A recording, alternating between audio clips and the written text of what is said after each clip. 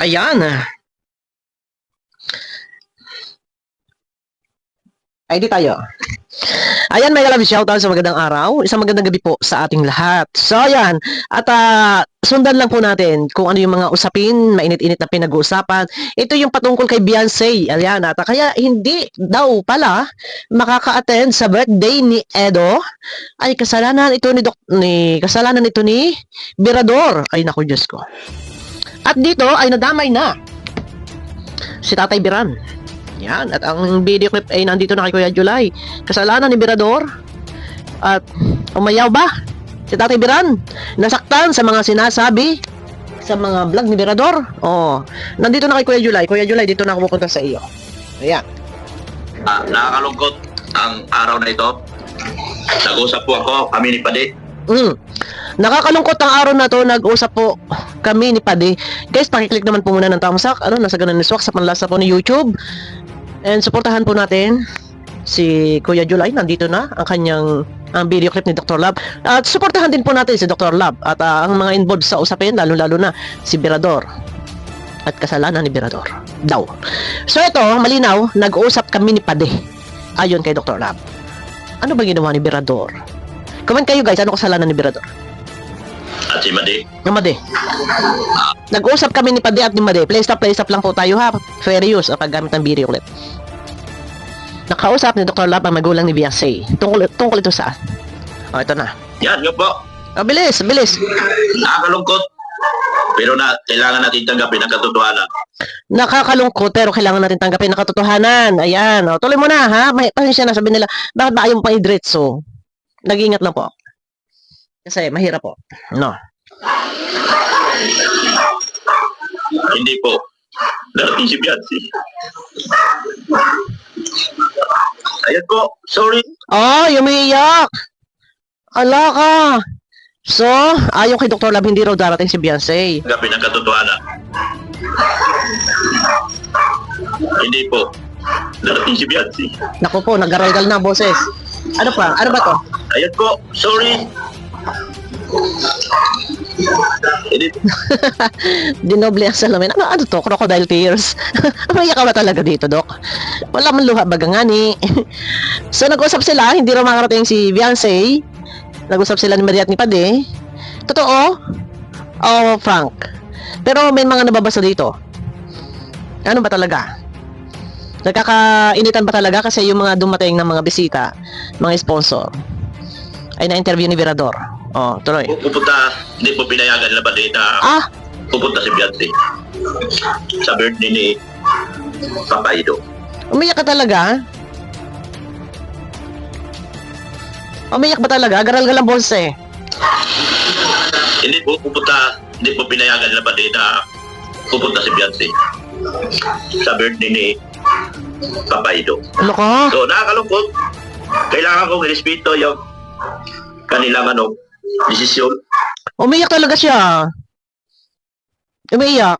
So bakit naman po, kailangan pa talaga dito na ihayag kung ano naging desisyon, kung ano napag-usapan nyo ni Madi at ni Pade. Hindi ba natin naisip to? Kung ito man talaga totoo, hindi ko din po talaga alam guys. Kung ito man po ay totoo, bakit kailangan pa po talagang magsalita dito si Madi? Hindi ba nagsalita? Ayon kay Doc Lab, hindi daw po pinayagan ni Madi at ni Pade. So hindi ba natin naisip na baka may mga umalma, mga viewers na mga maka-edo? Pero sa last part po kasi nito guys, ay totoo po talaga na mayroong nasagap daw po si Kuya July na totoo daw naman po talaga yon, na talagang hindi daw po talaga pupunta si Beyonce, kaya lang napakiusapan na. Pero hahantong po tayo dyan. Dahil desisyon po nila yun. Oh? So, sorry mag-eat na ako. Mag-ano daw siya? Sumasakit ang dibdib ko.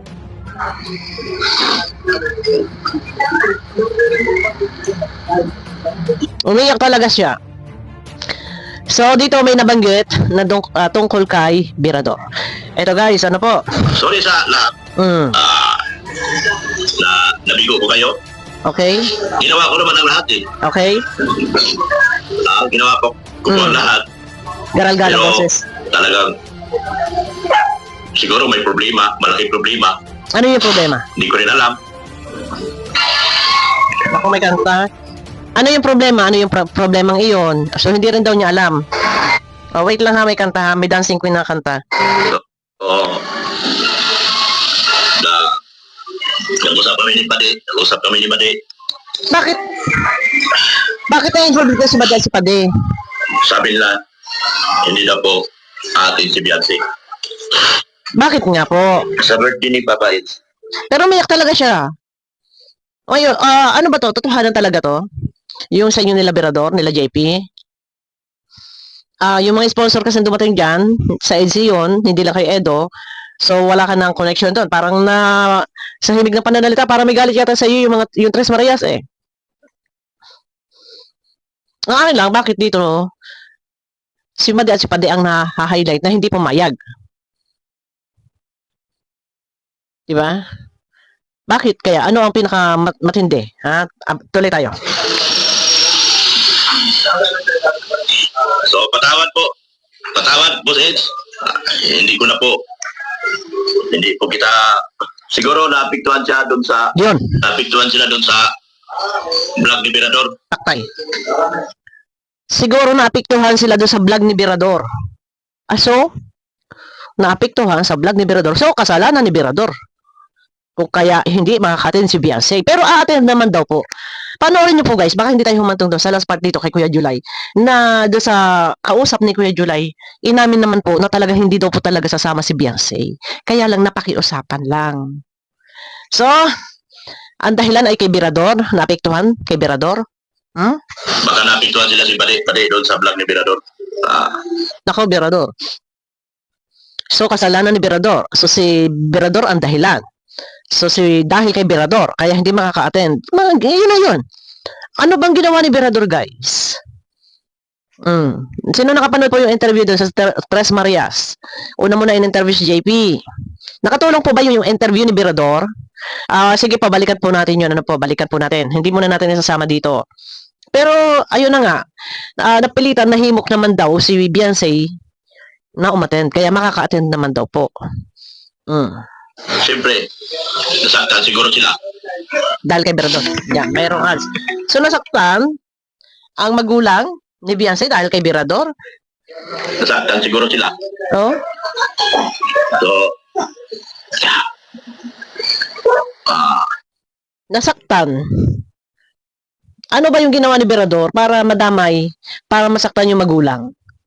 So, ang pagkakalam ko si Berador, pagka ganyang may mga tinatakel na issue, inilalabas niya ng mga beneficiary, mga Kalingap Angel. So, wala si base sa tagal na namin ni Berador dyan sa Kalingap. At si Dokla, parang last year lang yan, magto 2 years pa lang yan eh. Ilang taon na kami. Si Berador, hindi para gumawa ng ikakasama na loob ng beneficiary, magulang ng beneficiary.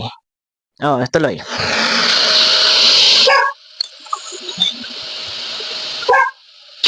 Tuloy. Huwag ka na umiyak. ginawa ko na po ang lahat. Nakikiusap ako, pero sino ba naman ako? Shouter lang ako. Pero bakit ka umiiyak, Dok? Bakit ka umiiyak? Ano pa lang, yun nga, isa din po doon yung mga Tres Marias. Yung dumating na mga sponsor sa diet. No, parang galit sila sa'yo eh.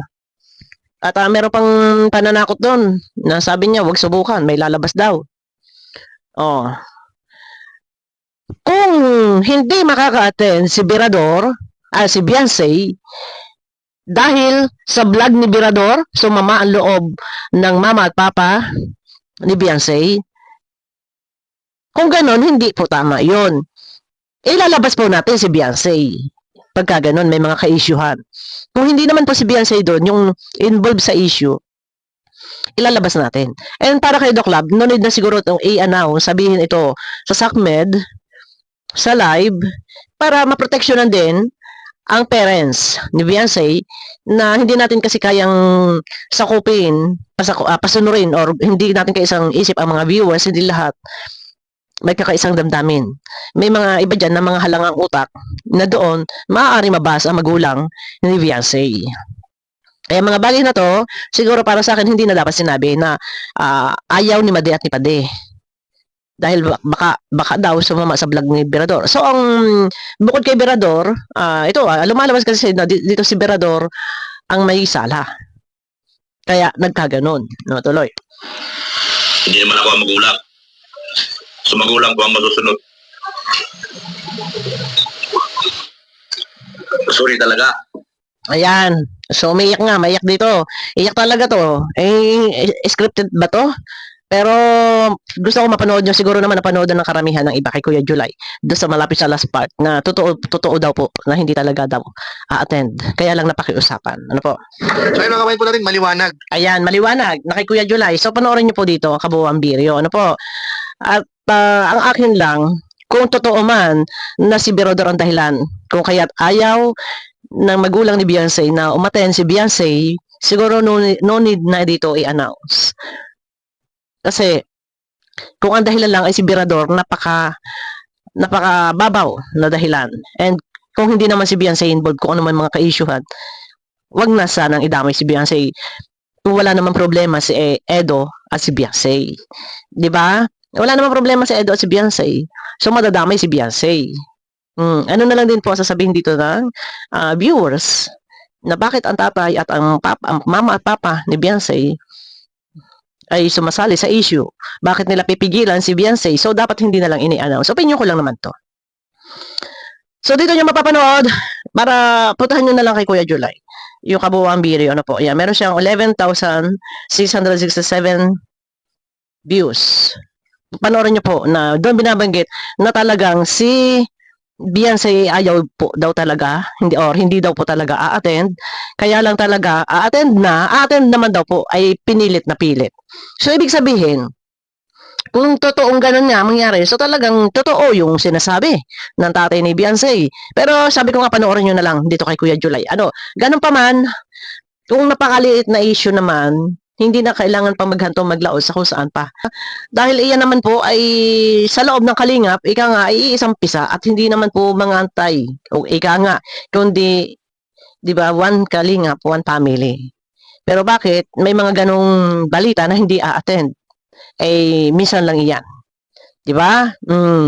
Yun lang. At saka ingat tayo kasi ang protektahan yung beneficiary, ay yung magulang ng beneficiary, yung mga beneficiary na baka sila mababas pag may mga ganitong issue na, yun nga, baka nagtampo doon kay Berador, kasalanan niya ni Berador, kaya hindi talaga paati din si Beyonce, mga ganyan-ganyan, eklabos-eklabos, ay ingat na lang. At para kasi hindi lahat ng viewers ay kaisang ating isip. Minsan may mga basher na dyan naglipana. Ayun. Ang kabuuan video yung mapapanood nyo po kay Kuya July. Suportahan po natin, panoorin natin.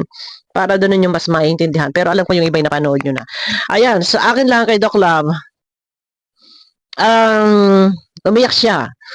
Pero, ito ba scripted pa? Guys, scripted pa ba to? May iyakan ng ganito?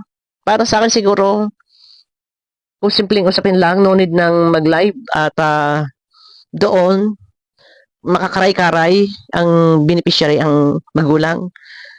Sabi ko nga kanina, hindi natin kaisang isip lahat ng viewers. Ayun na. Panoorin nyo. Siguro napanood nyo na kay Kuya Jolano po. Abangan nyo ako sa next video, guys. May love shoutout sa inyo lahat. Pakiclick naman po ng thumbs up and happy birthday kay Edo. Ayan. May love shoutout po.